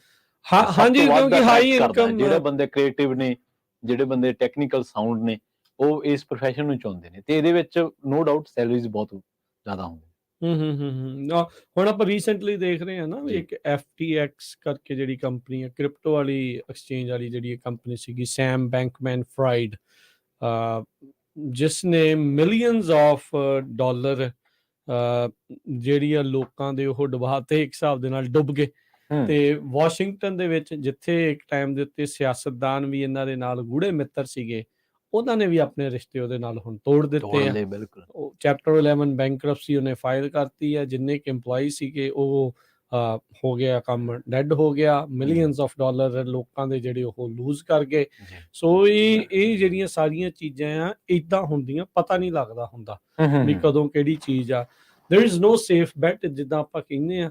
ਇੱਕ ਸੇਫ ਬੈਟ ਹਮੇਸ਼ਾ ਰਹਿੰਦੀ ਪ੍ਰਵੀਨ, ਉਹ ਹੁੰਦੀ ਮਿਹਨਤ ਜੀ। ਜਿੱਥੇ ਤੁਸੀਂ ਲੱਗੇ ਆ ਆਪਣੇ ਵੱਲੋਂ ਤੁਸੀਂ ਕਰੀ ਚੱਲੋ। ਕਈ ਚੀਜ਼ਾਂ ਤੁਹਾਡੇ ਹੱਥ ਵੱਸ ਜਿਹੜੀਆਂ ਉਹ ਨਹੀਂ ਰਹਿੰਦੀਆਂ ਹੁੰਦੀਆਂ, ਪਰ ਤੁਸੀਂ ਇਹ ਸੋਚ ਕੇ ਹੀ ਐਵਰੀਡੇ ਕੰਮ ਤੇ ਆਉਂਦੇ ਆ we will be something better, ਅੱਗੇ ਦੇ ਨਾਲ ਕੁਝ ਜਿਹੜਾ ਉਹ ਬੈਟਰ ਜਿਹੜਾ ਉਹ ਹੋਊਗਾ। ਤੇ ਇਹ ਸਥਿਤੀ ਇਦਾਂ ਕਈ ਵਾਰੀ ਜਿਹੜੀ ਉਹ ਬਦਲ ਜਾਂਦੀ। ਇੱਕ ਟਾਈਮ ਦੇ ਉੱਤੇ 1 ਬਿਲੀਅਨ ਦੀ ਰੈਵਨਿਊ ਕਰਨ ਵਾਲੀ ਜਿਹੜੀ ਕੰਪਨੀ ਆ, ਰਾਤੋਂ ਰਾਤ ਜਿਹੜੀ ਉਹ ਫੇਲ ਹੋ ਗਈ ਤੇ ਹਜ਼ਾਰਾਂ ਹੀ ਲੱਖਾਂ ਹੀ ਲੋਕਾਂ ਨੂੰ ਜਿਹੜਾ ਬਹੁਤ ਵੱਡਾ ਜਿਹੜਾ ਇਸ ਦੇ ਵਿੱਚ ਨੁਕਸਾਨ ਜਿਹੜਾ ਉਹ ਝੱਲਣਾ ਜਿਹੜਾ ਉਹ ਪਿਆ ਆ। ਸੋ ਇਹ ਇਦਾਂ ਦੇ ਜਿਹੜੇ ਇਹ ਚਲੋ ਵਨ ਆਫ ਦਾ ਕੇਸਿਸ ਆ। ਇਹ ਕਿਸੇ ਟਾਈਮ ਵੀ ਜਿਹੜੀਆਂ ਚੀਜ਼ਾਂ ਕਈ ਫੇਲ ਹੋ ਸਕਦੀਆਂ, ਪਰ ਜਿਹੜਾ ਆਪਾਂ ਦੇਖਦੇ ਆ unemployment, real income, GDP, production, sales, consumer spending, ਜਦੋਂ ਇਹ ਸਾਰੀਆਂ ਇੰਡੀਕੇਟਰ ਆਪਾਂ ਨੂੰ ਦੱਸਣ ਲੱਗ ਜਾਣ ਵੀ ਕੰਮ ਗ੍ਰਾਫ ਥੱਲੇ ਆ। ਇੱਕ ਬੜਾ ਵੱਡਾ ਇੰਡੀਕੇਟਰ ਆਪਾਂ ਦੇਖਦੇ ਹੁੰਦੇ ਆ ਨਗਰ ਕੀਰਤਨ ਦਾ, ਯੂਬਾ ਸਿਟੀ ਦਾ। ਜਿਹੜੇ ਟਰੱਕਿੰਗ ਇੰਡਸਟਰੀ ਦੇ ਵਿੱਚ ਜੁੜੇ ਆ, ਉਹ ਹਰ ਵਾਰੀ ਐਗਜ਼ਾਮਪਲ ਦਿੰਦੇ ਹੁੰਦੇ ਆ ਵੀ ਜਦੋਂ ਨਗਰ ਕੀਰਤਨ ਆਉਂਦਾ ਹੈ, ਠੀਕ ਹੈ, ਉਹਨਾਂ ਦਿਨਾਂ ਦੇ ਵਿੱਚ ਰੇਟ ਵੱਧ ਜਾਂਦੇ ਆ। ਨਵੰਬਰ ਦੇ ਜਿਹੜੇ ਪਹਿਲੇ ਹਫਤੇ ਜਦੋਂ ਨਗਰ ਕੀਰਤਨ ਆਉਣਾ, ਉਹ ਇਸ ਲਈ ਵੀ ਬਹੁਤ ਸਾਰੇ ਟਰੱਕਰਸ ਆ, ਸੇਵਾ ਭਾਵਨਾ ਵਾਲੇ ਆ, ਉਹਨਾਂ ਨੇ ਉੱਥੇ ਸੇਵਾ ਕਰਨੇ ਆ, ਆਪਣੇ ਬੂਥ ਲਾਉਣੇ ਆ, ਲੋਕਾਂ ਦੀ ਸੇਵਾ ਦੇ ਵਿੱਚ, ਲੰਗਰ ਪਾਣੀ ਦੇ ਵਿੱਚ, ਤੇ ਜਾਂ ਵੈਸੇ ਵੀ ਨਗਰ ਕੀਰਤਨ 'ਚ ਹਿੱਸਾ ਲੈਣ ਦੇ ਲਈ ਹਫਤਾ ਸਮਰਪਣ ਕਰ ਹੀ ਦੇਣਾ, ਛੁੱਟੀ ਕਰ ਲੈਣੀ ਹੁੰਦੀ ਹੈ ਹਨਾ। ਤੇ ਉਹਨਾਂ ਦਿਨਾਂ 'ਚ ਜਿਹੜੇ ਆ ਫਿਰ ਉਹ ਸਪੌਟ ਰੇਟਸ ਜਿਹੜੇ ਉਹ ਵੱਧ ਜਾਂਦੇ ਹੁੰਦੇ ਆ। ਪਰ ਇਸ ਵਾਰ ਕਹਿੰਦੇ ਵੀ ਇਦਾਂ ਨਹੀਂ ਹੋਇਆ। ਅੱਛਾ, ਇੰਨੇ ਰਿਕਾਰਡ ਤੋੜ ਇਕੱਠ ਹੋਣ ਦੇ ਬਾਵਜੂਦ ਵੀ ਇਹ ਚੀਜ਼ ਨਹੀਂ ਹੋਈ। ਇਕੱਠ ਵੱਧ ਗਿਆ, ਲੋਕਾਂ ਦੀ ਛੁੱਟੀ ਵੀ ਵੱਧ ਲਈ, ਘੱਟ ਜਿਹੜੇ ਰੋਡ ਦੇ ਉੱਤੇ ਡਰਾਈਵਰ ਵੀ ਸੀਗੇ, ਘੱਟ ਟਰੱਕ ਵੀ ਸੀਗੇ, ਪਰ ਉਸ ਦੇ ਬਾਵਜੂਦ ਵੀ ਜਿਹੜੀ ਮਾਰਕੀਟਸ ਦੇ ਉੱਤੇ ਜਿਹੜਾ ਉਹ ਅਸਰ ਨਹੀਂ ਪਿਆ। ਇਹਦਾ ਮਤਲਬ ਵੀ ਕਿਤੇ ਕੁਝ ਗੜਬੜ ਆ।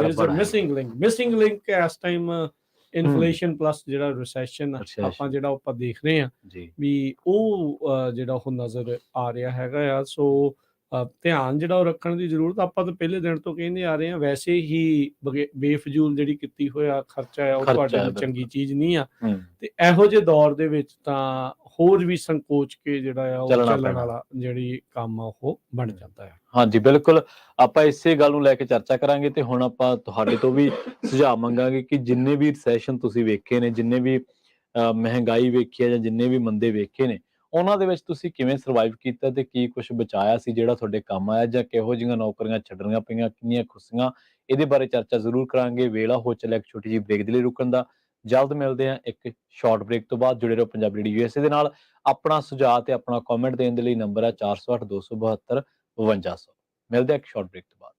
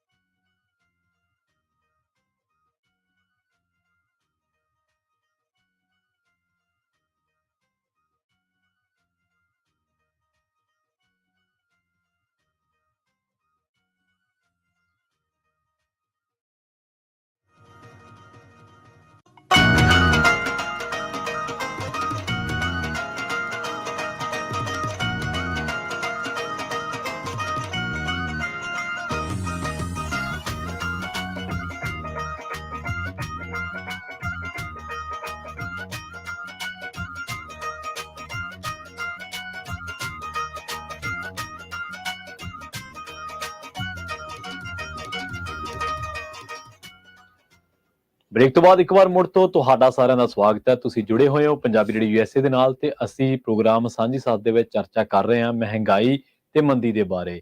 ਮੰਦੀ ਇਹੀ ਹੈ ਕਿ ਜਦੋਂ ਤੁਹਾਡੇ ਦੇਸ਼ ਦੇ ਵਿੱਚ ਜਿਹੜੀ ਉਤਪਾਦਨ ਆ ਉਹ ਘਟ ਜਾਵੇ, ਪੈਸਾ ਘੱਟ ਬਣਦਾ ਹੋਵੇ, ਜੌਬਾਂ ਚਲੀਆਂ ਜਾਣ, ਗਰੋਥ ਨਾ ਆਉਂਦੀ ਹੋਵੇ ਤਾਂ ਉਹਨੂੰ ਆਪਾਂ ਕਹਿ ਦਿੰਦੇ ਹਾਂ ਮੰਦੀ। ਤੇ ਪਰ ਇਹਦੇ ਉੱਤੇ ਜ਼ਖਮਾਂ ਦੇ ਲੂਣ ਭੁੱਕਣ ਬਰਾਬਰ ਹੈ ਮਹਿੰਗਾਈ, ਜਿਹਦੇ ਨਾਲ ਤੁਹਾਡੀ ਜਿਹੜੀ ਆ ਖਰੀਦ ਸ਼ਕਤੀ ਘਟਦੀ ਹੈ। ਪੈਸਾ ਘੱਟ ਆ ਰਿਹਾ ਤਾਂ ਤੁਸੀਂ ਖਰੀਦ ਨਹੀਂ ਪਾਉਂਦੇ, ਪਰ ਜਦੋਂ ਉਹੀ ਚੀਜ਼ ਤੁਹਾਨੂੰ ਡੇਢੇ ਭਾਅ ਮਿਲੇ ਤਾਂ ਫਿਰ ਤੁਹਾਨੂੰ ਬਹੁਤ ਸਾਰੀਆਂ ਲੋੜਾਂ ਦੇ ਨਾਲ ਸਮਝੌਤਾ ਕਰਨਾ ਪੈਂਦਾ।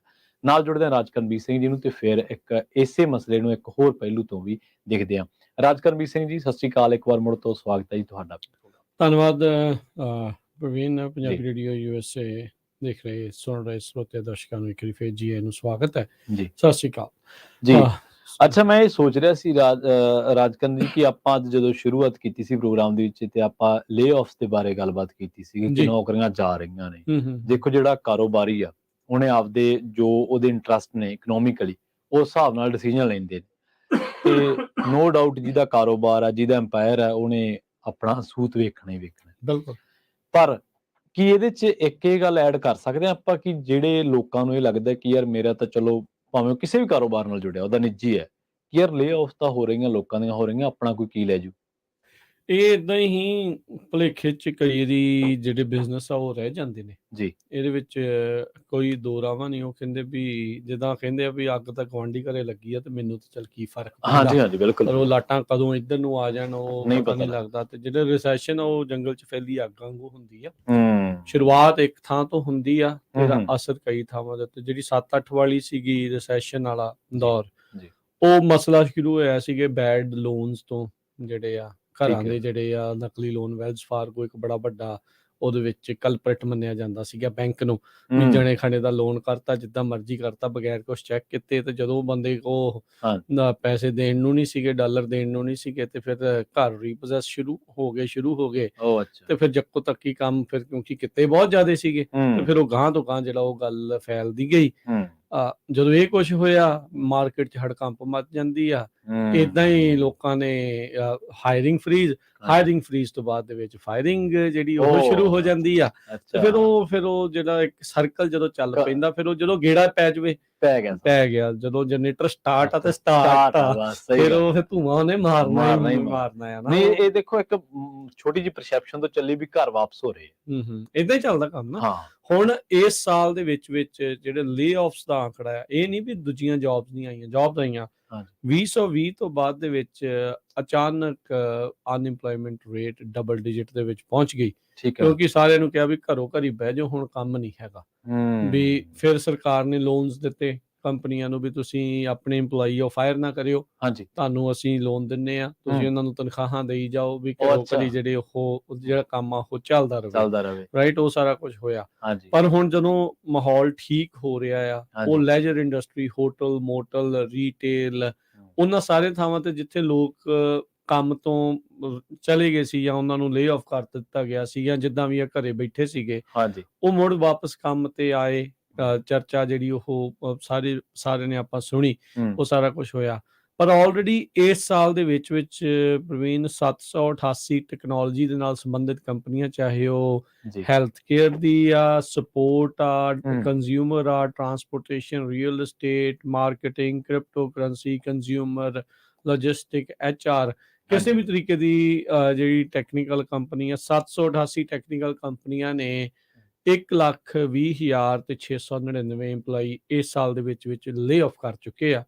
ਉਹ ਫਾਇਰ ਜਿਹੜੇ ਉਹਨਾਂ ਨੇ ਇਸ ਟਾਈਮ ਇੰਨੇ ਕਰ ਚੁੱਕੇ ਆ। ਸੋ ਇਹ ਤੁਸੀਂ ਹਿਸਾਬ ਲਾ ਲਓ ਵੀ ਇਹਦੇ ਨਾਲ ਫਰਕ ਕਿੰਨਾ ਕਿ ਜਿਹੜਾ ਉਹ ਪੈ ਰਿਹਾ। ਹੁਣ ਰੀਸੈਂਟਲੀ ਮੈਂ ਦੇਖ ਰਿਹਾ ਆ ਕੈਲੀਫੋਰਨੀਆ ਦੇ ਵਿੱਚ ਇੱਕ ਫਲੇਵਰਡ ਟੋਬੈਕੋ ਵਾਲੀ ਪ੍ਰੋਪੋਜੀਸ਼ਨ ਆਈ ਸੀ। ਠੀਕ ਹੈ। ਲੋਕਾਂ ਨੇ ਕਿਹਾ ਵੀ ਨਹੀਂ ਵੇਚਣੀ ਚਾਹੀਦੀ। ਹੁਣ ਚਲੋ ਜਿਹੜੇ ਉਹਦੇ ਅੰਦਰ ਕੰਮ ਕਰਦੇ, ਹਾਂ ਆਪਾਂ ਉਸ ਪੱਖ ਤੋਂ ਦੇਖਦੇ ਹਾਂ ਵੀ ਹਾਂ ਚਲੋ ਆ, ਪਰ ਜਿਹੜੇ ਕੰਮ ਕਰਨ ਵਾਲੇ ਆ ਉਹਨਾਂ ਦਾ ਇੰਟਰਸਟ ਉਹਦੇ ਹੱਕ 'ਚ ਵੀ ਹੋ ਸਕਦਾ, ਅਗੇਂਸਟ ਵੀ ਹੋ ਸਕਦੇ, ਪਰ ਕੰਮ ਕਰਦਾ ਹੈ ਬੰਦਾ। ਉਹਨਾਂ ਨੇ 30% ਵਰਕ ਫੋਰਸ ਆਪਣੀ ਫਾਇਰ ਕਰਤੀ। ਉਹ ਅੱਛਾ 30% ਜਿਹੜੇ 400 EMPLOYEE ਉਹਨਾਂ ਨੇ ਉੱਥੋਂ ਕੱਢਤੇ। ਇਹ ਜਿਹੜੀ ਮੰਦੀ ਦਾ ਜਾਂ ਲੇ ਆਫਸ ਦਾ ਜਿਹੜਾ ਦੌਰ ਆ, ਇਹ ਇੱਥੇ ਨਹੀਂ ਬਾਹਰਲੇ ਮੁਲਕਾਂ ਤੱਕ ਵੀ ਜਿਹੜਾ ਉਹ ਫੈਲਿਆ, ਜਿਨ੍ਹਾਂ ਦੀਆਂ ਕਈਆਂ ਦੀਆਂ ਸ਼ਾਖਾਵਾਂ ਇੱਥੇ ਨੇ ਤੇ ਕਈਆਂ ਦੀਆਂ ਜਿਹੜੀਆਂ ਉਹ ਉੱਥੇ ਆ। ਮੈਟਾ ਨੇ ਹੁਣ ਜਿੱਦਾਂ 11,000 ਲੋਕ ਆ ਉਹ ਫਾਇਰ ਕਰਨ ਦਾ ਜਿਹੜਾ ਉਹ ਫੈਸਲਾ ਪਰ ਜਿਹੜਾ ਉਹ ਇੱਕੋ ਲਿਆ। ਕੰਟਰੀ 'ਚ ਸ਼ਾਇਦ ਨਹੀਂ ਹੋਊਗਾ, ਇਹ ਅੱਡੋ-ਅੱਡ ਹਾਂ, ਕੰਟਰੀਜ਼ ਹਰ ਦੇ ਇੱਕ ਵਿੱਚ ਹੋਊ। ਕੰਟਰੀਜ਼ ਦੇ ਵਿੱਚ ਜਿਹੜਾ ਇਹ ਅਸਰ ਆਪਾਂ ਨੂੰ ਦੇਖ ਰਿਹਾ ਵੀ ਸਾਰੀਆਂ ਚੀਜ਼ਾਂ ਜਿਹੜੀਆਂ ਮਹਿੰਗੀਆਂ ਹੋਈਆਂ ਹਾਂਜੀ, ਉਹਦੇ ਨਾਲ ਲੋਕ ਪਹਿਲਾਂ ਹੀ ਖਰਚਾ ਜਿਹੜਾ ਉਹ ਘੱਟ ਕਰ ਰਹੇ ਆ। ਹੁਣ ਦੇਖੋ ਆ ਜਿਹੜਾ ਸੀਜ਼ਨ ਆ, ਜਿਹੜਾ 1.5 ਮਹੀਨਾ ਆ, ਅੱਗੇ ਹਾਂਜੀ। ਮਹੀਨਾ 1.5 ਮਹੀਨਾ ਆ, ਹੂੰ, ਹੂੰ। ਲੋਕਾਂ ਨੇ ਬਹੁਤ ਜਿਹੜੀ ਆ ਉਹ ਸਪੈਂਡਿੰਗ ਕਰਨੀ ਹੁੰਦੀ ਆ।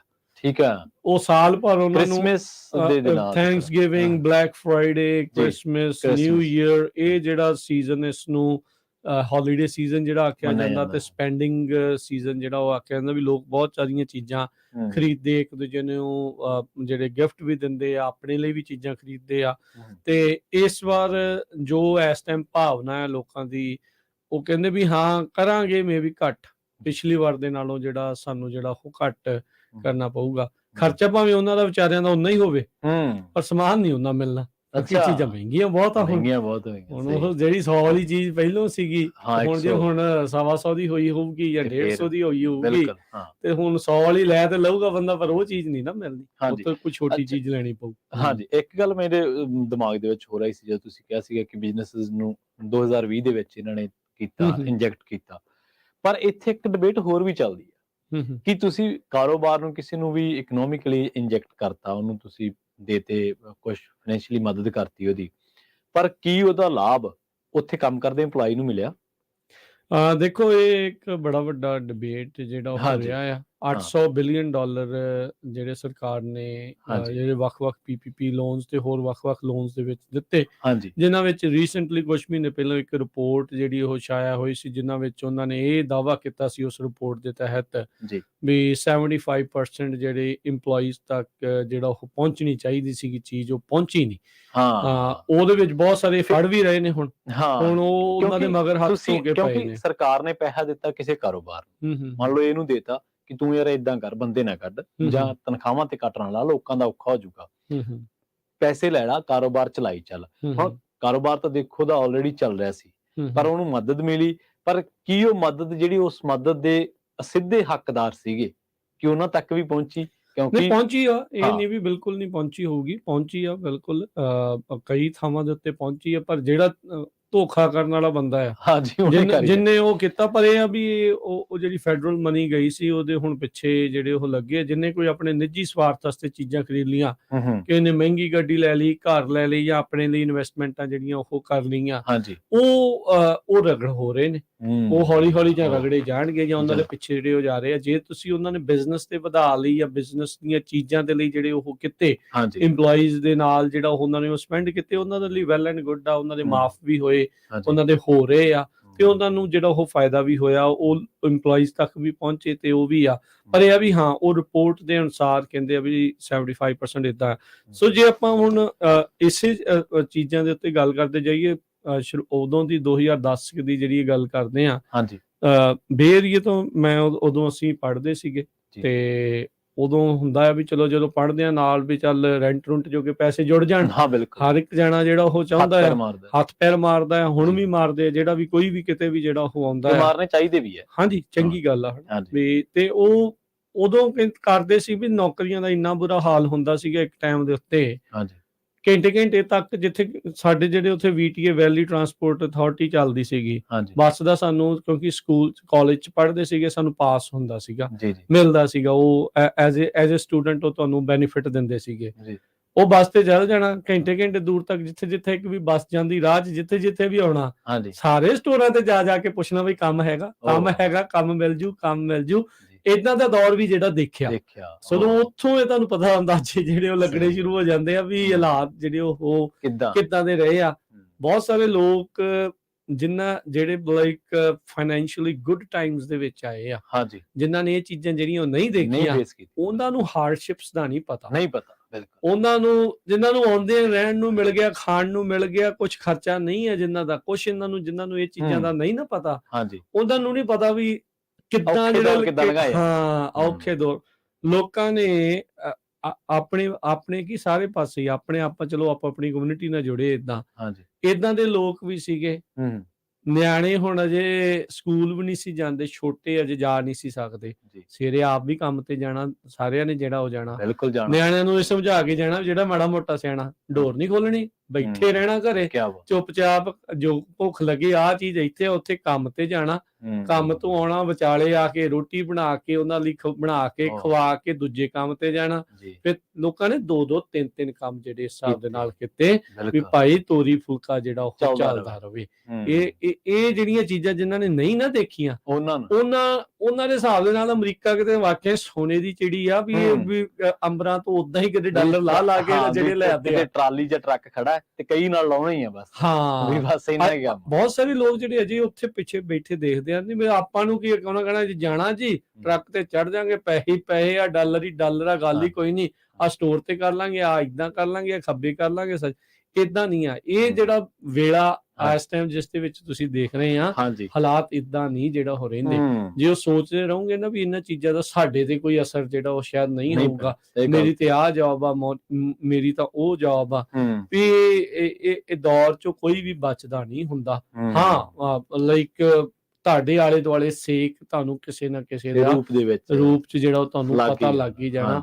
ਜੇ ਤੁਸੀਂ ਨਹੀਂ, ਤੁਹਾਡਾ ਕੋਈ ਰਿਸ਼ਤੇਦਾਰ, ਤੁਹਾਡੇ ਪਰਿਵਾਰ ਚੋਂ ਕੋਈ ਇਕੱਠੇ ਰਹਿ ਰਹੇ ਹੁੰਦੇ ਆ, ਉਹ ਜਿਹੜਾ ਸਟ੍ਰੈਸ ਆ ਨਾ ਉਹ ਨਜ਼ਰ ਜਿਹੜਾ ਉਹ ਆਉਣਾ ਸ਼ੁਰੂ ਹੋ ਜਾਂਦਾ ਆ ਤੇ ਇਹ ਫਿਰ ਤੁਹਾਡੇ ਇੱਕ ਹੈਲਥ ਪ੍ਰੋਬਲਮਸ ਦੇ ਵੱਲ ਨੂੰ ਵੀ ਜਿਹੜਾ ਉਹ ਵੱਧ ਜਾਂਦਾ। ਦੇਖੋ ਗੱਲ ਇਹ ਹੈ ਕਿ ਟਰੱਕ ਨੇ ਲੋਡ ਨਾਲ ਚੱਲਣਾ, ਲੋਡ ਮਿਲਣਗੇ ਤਾਂ ਟਰੱਕ ਚੱਲੂਗਾ। ਸਟੋਰ ਤੇ ਜੌਬ ਕਰਦੇ ਆ, ਸਟੋਰ ਨੇ ਸੇਲ ਨਾਲ ਚੱਲਣਾ ਜੀ। ਸੇਲ ਹੋਊਗੀ ਤਾਂ EMPLOYEE ਰੱਖਣਗੇ। ਜੇ ਅਗਲੇ ਦਾ ਪਹਿਲਾਂ ਵਾਲਾ ਹੀ ਨਹੀਂ ਸਟਾਕ ਜਿਹੜਾ ਵਿਕ ਰਿਹਾ ਜਾਂ ਸੇਲ ਹੋ ਨਹੀਂ ਰਹੀ ਤਾਂ ਉਹਦੇ ਚ ਕਿੱਥੋਂ ਸ਼ਕਤੀ ਆ ਜੂਗੀ ਕਿ ਕਿਸੇ ਨੂੰ ਤਨਖਾਹ ਦੇ ਦੇਵੇ। ਤੇ ਜੇ ਦੇਖੋ ਇਹੀ ਤਾਂ ਨੈਗੇਟਿਵਿਟੀ ਨੇ ਇਹਦੇ ਚ, ਤੇ ਇਹੀ ਤਾਂ ਸਟਰਗਲ, ਇਹੀ ਤਾਂ ਸੰਘਰਸ਼ ਹੈ ਕਿ ਤੁਹਾਨੂੰ ਲੋੜਾਂ ਮੁਤਾਬਕ ਤੁਹਾਨੂੰ ਕੰਮ ਦੀ ਲੋੜ ਹੈ, ਪਰ ਹਾਲਾਤ ਕਹਿੰਦੇ ਕਿ ਕੰਮ ਮਿਲ ਨਹੀਂ ਰਿਹਾ।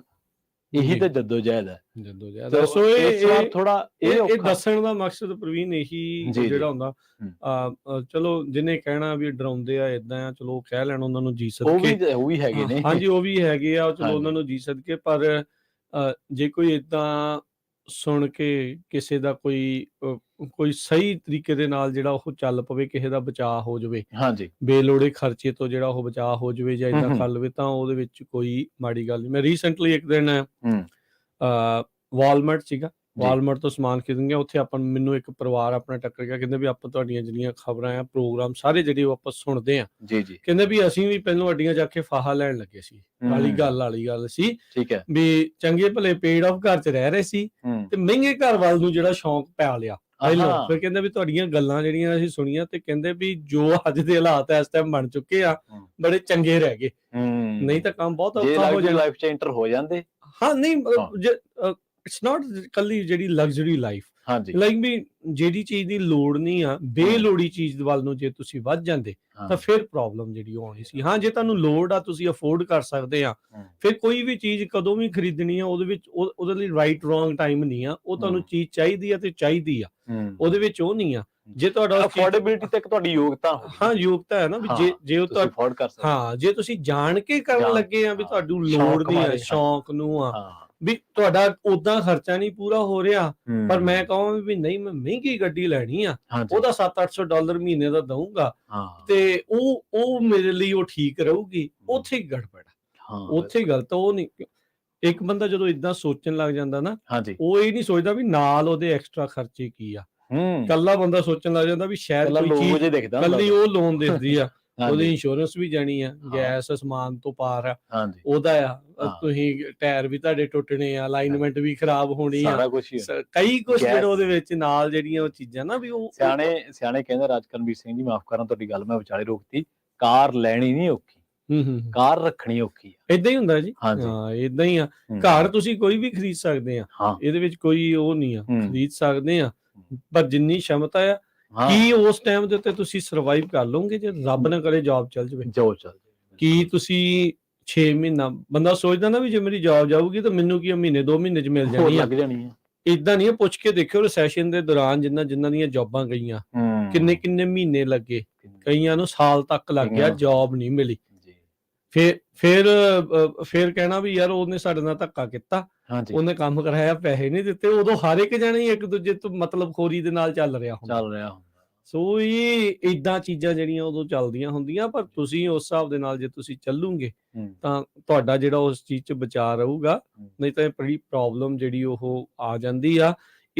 ਇਸ ਨੂੰ ਜੇ ਆਪਾਂ ਸਮਝ ਕੇ ਜਿਹੜਾ ਉਹ ਚੱਲਾਂਗੇ ਤਾਂ ਔਖੇ ਵੇਲਿਆਂ 'ਚ ਚੰਗੇ ਰਵਾਂਗੇ, ਚੰਗਾ ਹੀ ਰਵਾਂਗੇ। ਨਹੀਂ ਤਾਂ ਬੜੀ ਜਿਹੜੀ ਆ ਉਹ ਮੁਸ਼ਕਿਲ ਆ। ਉਹ ਕਹਿੰਦੇ ਵੀ ਹੁਣ ਹਾਂਜੀ ਲੋਕ ਭਾਵੇਂ ਮੈਨੂੰ ਉਹ ਮੈਂ ਪਰਿਵਾਰ ਦੀ ਗੱਲ ਮੈਂ ਪੂਰੀ ਕਰ ਦਵਾਂ, ਉਹ ਕਹਿੰਦੇ ਹਾਂਜੀ ਵੀ ਲੋਕ ਸਾਨੂੰ ਕਹਿੰਦੇ ਯਾਰ ਤੁਸੀਂ ਕੀ ਏਡੇ ਕੁ ਘਰ 'ਚ ਰਹੀ ਜਾਂਦੇ ਆ, ਆਹ ਲੈ ਲਓ, ਕਹਿੰਦੇ ਵੀ ਸਾਨੂੰ ਕੀ ਆ। ਹਾਂਜੀ ਹੁਣ ਅਗਲੇ ਜਿਨ੍ਹਾਂ ਨੇ ਮਹਿੰਗੇ ਲਏ ਆ, ਹਾਂਜੀ ਅਗਲੇ ਹੁਣ ਫਿਕਰ ਕਰਦੇ ਵੀ ਮੈਂ ਪੇਮੈਂਟਾਂ ਕਿੱਥੋਂ ਦੇਣੀਆਂ। ਸੋ ਕਹਿੰਦੇ ਮੈਨੂੰ ਤਾਂ ਨਹੀਂ ਨਾ ਫਿਕਰ, ਹੂੰ ਮੈਨੂੰ ਇਹ ਤਾਂ ਨਹੀਂ ਆ ਵੀ ਜੇ ਮੇਰੀ ਜੌਬ ਵੀ ਚੱਲ ਜੂਗੀ ਤੇ ਮੇਰੇ ਹਾਂ। ਸਿਰ ਤੋਂ ਛੱਤ ਜਾਣ ਦਾ ਤਾਂ ਨਹੀਂ ਨਾ ਖਤਰਾ। ਨਹੀਂ ਖਤਰਾ, ਇਹ ਚੀਜ਼ਾਂ ਨੂੰ ਜਿਹੜਾ ਤੁਹਾਨੂੰ ਕਿਉਂਕਿ ਮੱਦੇਨਜ਼ਰ ਜਿਹੜਾ ਆਏ ਰੱਖਦੇ ਹੋਏ ਮਹੀਨੇ ਵਾਲਾ ਚੱਲਣਾ। ਤੁਹਾਡੇ ਸਟ੍ਰੈਸ ਘੁੰਮਦਾ ਨਾ ਸੂਈ, ਹਾਂਜੀ ਉਹ ਤਾਂ ਚੱਲਣਾ ਹੀ ਆ। ਬੇਸ਼ੱਕ ਅਸੀਂ ਸਾਰੇ ਇਸ ਦੌਰ 'ਚ ਲੰਘਣੇ ਆ, ਕੋਈ ਲੰਘ ਚੁੱਕੇ ਆ, ਕਈਆਂ ਨੇ ਹਾਲੇ ਲੰਘਣਾ, ਉਹ ਤਾਂ ਚੱਲਣਾ ਹੀ ਆ। ਪਰ ਜੌਬ ਹੁੰਦਿਆਂ ਉਹ ਸਰਕਲ ਚੱਲਦਾ ਤੇ ਚੱਲਦਾ ਰਹਿੰਦਾ, ਮਹਿਸੂਸ ਨਹੀਂ ਹੁੰਦਾ। ਉਹਦਾ ਮਹਿਸੂਸ ਨਹੀਂ ਹੁੰਦਾ। ਹਾਂ, ਜਦੋਂ ਜੌਬਲੈਸ ਹੋ ਕੇ ਉਹ ਸਰਕਲ ਲੰਘਾਉਣਾ ਹੁੰਦਾ ਨਾ, ਫਿਰ ਬਹੁਤ ਮਹਿਸੂਸ ਹੁੰਦਾ। ਤੇ ਖਾਸ ਕਰਕੇ ਫਿਰ ਜਦੋਂ ਤੁਹਾਡੇ ਪਰਿਵਾਰਾਂ ਦੇ ਖਰਚੇ, ਜਦੋਂ ਤੁਹਾਡੇ ਜਿਹੜੀਆਂ ਤੁਸੀਂ ਚੀਜ਼ਾਂ ਲਈਆਂ ਹੁੰਦੀਆਂ, ਕਾਰਾਂ ਦੇ ਖਰਚੇ, ਪਰਿਵਾਰਾਂ ਦੇ ਖਰਚੇ, ਉਹ ਜਦੋਂ ਤੋਰਨੇ ਪੈਂਦੇ ਆ ਨਾ, ਉਦੋਂ ਫਿਰ ਉਹ ਕੰਮ ਹਾਰਡ ਟਾਈਮ ਇਹਨੂੰ ਕਹਿੰਦੇ ਆ।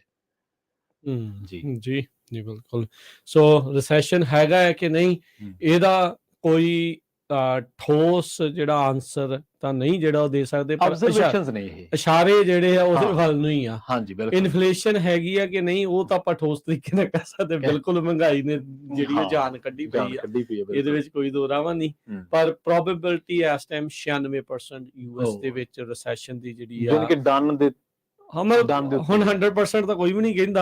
ਉਹ ਜਦੋਂ ਹੁੰਦਾ ਰਿਸੈਸ਼ਨ ਉਦੋਂ ਹੀ ਕਹਿ ਸਕਦੇ ਵੀ ਹਾਂ 100% ਆ, ਪਰ 96% ਪ੍ਰੋਬੇਬਿਲਿਟੀ ਇਸ ਟਾਈਮ ਰਿਸੈਸ਼ਨ ਜਿਹੜੇ ਹੋ। ਇਹ ਵੀ ਇੱਕ ਬਹਿਸ ਹੈਗੀ ਆ ਵੀ ਕਿੰਨੇ % ਪ੍ਰੋਬੇਬਿਲਿਟੀ ਤੇ ਕਹਿ ਦਈਏ। 70% ਤੋਂ ਬਾਅਦ ਲੋਕ ਕਹਿੰਦੇ ਚੌਕਸ ਹੋ ਜੇ ਬਸ, ਕਿਉਂਕਿ 70 ਤੋਂ 69 ਹੋਵੇ ਨਾ ਹੋਵੇ, 71 72 ਹੁੰਦੀ ਜਾਂਦੀ ਰਹਿੰਦੀ ਹੈ। ਜੀ ਜੀ ਜੀ ਜੀ, ਇਹ ਇੱਕ ਮਤਲਬ ਇੱਕ ਜਿਵੇਂ ਕਿ ਅਲਾਰਮਿੰਗ ਸਿਚੁਏਸ਼ਨ ਆ ਜਾਂਦੀ ਹੈ। ਕਿਉਂਕਿ ਜੇ ਤੁਸੀਂ 3 ਤਿਹਾਈਆਂ ਜੇ ਪਾਰ ਕਰ ਚੁੱਕੇ ਹੋ, ਤੁਸੀਂ 3 ਹਿੱਸੇ ਪਾਰ ਕਰ ਚੁੱਕੇ ਹੋ, ਇਹਦਾ ਮਤਲਬ 3 ਹਿੱਸਿਆਂ ਦੇ ਮੂਹਰੇ ਚੌਥੇ ਹਿੱਸੇ ਦੀ ਕੋਈ ਜ਼ਿਆਦਾ ਅਹਿਮੀਅਤ ਜੀ ਨਹੀਂ ਰਹਿ ਜਾਂਦੀ। ਉਹ ਪੂਰਾ ਹੋ ਹੀ ਜਾਣਾ ਹੈ। ਹਾਂਜੀ ਹਾਥੀ ਲੰਘ ਗਿਆ, ਪੂੰਛ ਵੀ ਲੰਘੇ ਹੀ ਜਾਣੀ ਉਹ ਰਿਸੈਸ਼ਨ ਵਾਲੀ ਨਾ। ਸੋ ਉਹ ਚੀਜ਼ ਆ। ਸੋ ਭਾਈ ਇਕਨੋਮਿਕ ਡਾਟਾ ਜਿਹੜਾ ਉਹ ਤੁਸੀਂ ਦੇਖੋ, ਧਿਆਨ ਦੇ ਨਾਲ ਦੇਖੋ ਕਿੱਦਾਂ ਆ।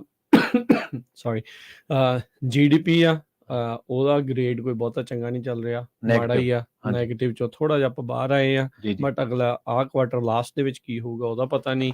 ਕੰਜ਼ਿਊਮਰ ਪ੍ਰਾਈਸ ਇੰਡੈਕਸ, ਜਿਹਨੂੰ ਇਨਫਲੇਸ਼ਨ ਕਹਿੰਦੇ ਆ, ਉਹ ਤਾਂ ਰੀਅਲੀ ਬੈਡ ਜਿਹੜਾ ਉਹ ਚੱਲ ਰਿਹਾ ਆ। 9% ਤੱਕ ਮਹਿੰਗਾਈ ਸੀ, ਆਲਦੋ ਥੋੜੀ ਜਿਹੀ ਘਟੀ ਆ, 7.7 ਤੇ ਆਈ ਆ ਇਹਨਾਂ ਦੇ ਜਿਹੜੇ ਕੋਸ਼ਿਸ਼ਾਂ ਤੋਂ ਬਾਅਦ ਚ, ਪਰ ਫਿਰ ਵੀ ਜਿਹੜਾ ਉੱਥੇ ਦਾ ਉੱਥੇ ਜਿਹੜਾ ਕੰਮ ਚੱਲ ਰਿਹਾ ਆ। ਮੈਨੂਫੈਕਚਰਿੰਗ ਇੰਡੈਕਸ ਜਿਹੜਾ ਆ ਉਹ ਇਸ ਟਾਈਮ ਸਟਿਲ ਆ, ਸਟੇਬਲ ਜਿਹੜਾ ਆ ਉਹ ਚੱਲ ਰਿਹਾ ਆ।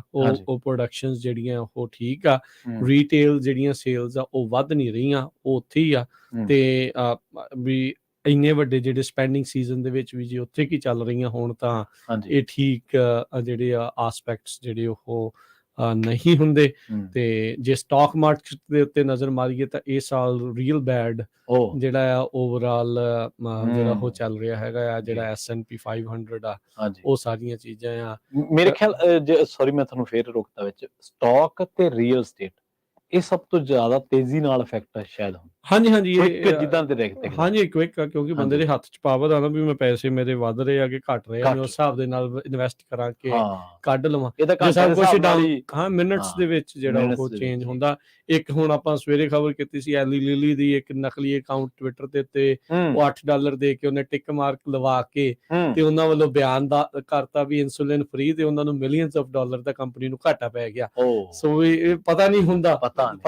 ਟਿੱਕਾਂ ਬਹੁਤ ਕੁਝ ਕਰਾਉਣੀਆਂ। ਹਾਂਜੀ, ਇਹ ਜਿਹੜੀਆਂ ਪੇੜ ਟਿੱਕਾਂ ਜਿਹੜੀਆਂ ਆ ਨਾ ਉਹ ਕੰਮ ਖਰਾਬ ਕਰਾ ਦਿੰਦੀਆਂ। ਹਾਊਸਿੰਗ ਮਾਰਕੀਟ ਇੱਕ ਹੁੰਦਾ ਆ, ਉਹ ਇੰਡੀਕੇਟਰ ਗੁੱਡ ਨਹੀਂ ਆ, ਉਹ ਬੈਡ ਦੇ ਵਿੱਚ ਜਿਹੜਾ ਇਸ ਟਾਈਮ। ਬਿਲਡਰ ਇੰਡੈਕਸ ਵੀ ਨਵੇਂ ਘਰ ਕਿੰਨੇ ਬਣ ਰਹੇ ਆ, ਉਹ ਵੀ ਬੈਡ ਦੇ ਵਿੱਚ ਜਿਹੜਾ ਇਸ ਟਾਈਮ ਚੱਲ ਰਿਹਾ। ਸੋ ਬਹੁਤ ਸਾਰੇ ਜਿਹੜੇ ਟਰੈਕਰ ਆ, ਮਾਰਕਰਸ ਆ, ਉਹ ਬੈਡ ਵੱਲ ਨੂੰ, ਉਹ ਲਾਲ ਰੰਗ ਦੇ ਵਿੱਚ ਲਾਲ ਘੁੱਗੂ ਜਿਹੜੇ ਉਹ ਵਜਾ ਰਹੇ ਆ। ਸੋ ਲਾਲ ਨਿਸ਼ਾਨੀ ਖਤਰੇ ਦੀ। ਸੋ ਰਿਸੈਸ਼ਨ ਟਰੈਕਰ ਕੀ ਦੱਸਦਾ ਆ ਵੀ ਜਿੰਨੇ 15 ਵੱਖ-ਵੱਖ ਟਰੈਕਰਸ ਚੋਂ 4 ਗੁੱਡ ਨੇ, 9 ਬੈਡ ਨੇ ਤੇ 2 ਨਿਊਟਰਲ ਨੇ। ਸੋ ਅੱਧੋ ਤੋਂ ਵੱਧ ਬੈਡ ਆਲਰੇਡੀ ਜਿਹੜੇ ਉਹ ਚੱਲ ਰਹੇ ਨੇ। ਬਾਕੀ ਕੀ ਇਹ ਬੈਡ ਗੁੱਡ 'ਚ ਹੋ ਜਾਣਗੇ ਕਿ ਗੁੱਡ ਵਾਲੇ ਬੈਡ 'ਚ ਜਾਣਗੇ, ਇਹ ਜਿਹੜੇ ਸਿਆਣੇ ਜਿਨ੍ਹਾਂ ਨੇ ਦੇਖਿਆ ਉਹਨਾਂ ਨੂੰ ਪਤਾ ਹੀ ਆ, ਹਾਂ ਉਹਨਾਂ ਨੂੰ ਪਤਾ ਉਹਨਾਂ ਨੂੰ ਪਤਾ ਹੀ ਆ। ਹਾਂ ਅਸੀਂ ਤੁਹਾਡੇ ਦਿਲ ਰੱਖਣ ਮਾਰੇ ਕਹਿ ਦਿੰਦੇ ਅਨਸਰਟੇਨਟੀ ਹੈ। ਹਾਂ ਠੀਕ ਆ, ਪਰ ਹਾਂ ਜਿਨ੍ਹਾਂ ਨੇ ਇਹ ਚੀਜ਼ਾਂ ਦੇਖੀਆਂ ਉਹਨਾਂ ਨੂੰ ਪਤਾ ਹੈ ਵੀ ਜੀ ਇਹ ਜਿਹੜੀਆਂ ਸਿੰਪਟਮ ਆ ਬਿਮਾਰੀ ਤੋਂ ਪਹਿਲਾਂ ਦੇ ਜਿਹੜੇ ਲੱਛਣ ਆ ਉਹ ਦੱਸ ਰਿਹਾ ਜੀ ਕਿ ਕਿੱਧਰ ਵੱਲ ਨੂੰ ਆਪਾਂ ਵੱਧ ਰਹੇ ਆ। ਸਾਡੀ ਬੇਨਤੀ, ਸਾਡੀ ਅਪੀਲ ਇਹੀ ਆ, ਬੇਲੋੜਾ ਬੇਫਜ਼ੂਲ ਖਰਚੇ ਤੋਂ ਪਰਹੇਜ਼, ਚਾਦਰ ਦੇਖ ਕੇ ਪੈਰ ਪਸਾਰੋ, ਬਾਰਡਰ ਤੋਂ ਉਰੇ ਉਰੇ ਰਹੋ, ਪਰ ਚਾਦਰ ਤੋਂ ਬਾਹਰ ਤਾਂ ਜਾਣਾ ਹੀ ਨਹੀਂ, ਬਾਰਡਰ ਤੋਂ ਵੀ ਉਰੇ ਉਰੇ ਜਿਹੜਾ ਹੋ ਰਹਿਣ ਦੀ ਜਿਹੜੀ ਉਹ ਕੋਸ਼ਿਸ਼ ਜਿਹੜੀ ਇਸ ਚੀਜ਼ ਦੇ ਵਿੱਚ ਜਿਹੜੀ ਉਹ ਕਰੋ। ਬਿਲਕੁਲ, ਸਾਡਾ ਮਕਸਦ ਤੁਹਾਨੂੰ ਡਰਾਉਣਾ ਵੀ ਨਹੀਂ ਹੈ, ਬਿਲਕੁਲ ਵੀ ਤੁਹਾਨੂੰ ਖੌਫਜ਼ਦਾ ਕਰਨਾ ਨਹੀਂ ਹੈ, ਤੁਹਾਨੂੰ ਡਰਾਉਣਾ ਨਹੀਂ ਹੈ, ਜੋ ਵਾਪਰ ਰਿਹਾ ਉਹਦੇ ਬਾਰੇ ਤੁਹਾਨੂੰ ਇਨਫੋਰਮੇਟ ਕਰਨਾ। ਲੈਨੇ ਆ ਜੀ ਹੁਣ ਇਜਾਜ਼ਤ ਜੀ, ਤੇ ਸਭ ਨੂੰ ਪਿਆਰ ਭਰੀ ਸਤਿ ਸ਼੍ਰੀ ਅਕਾਲ।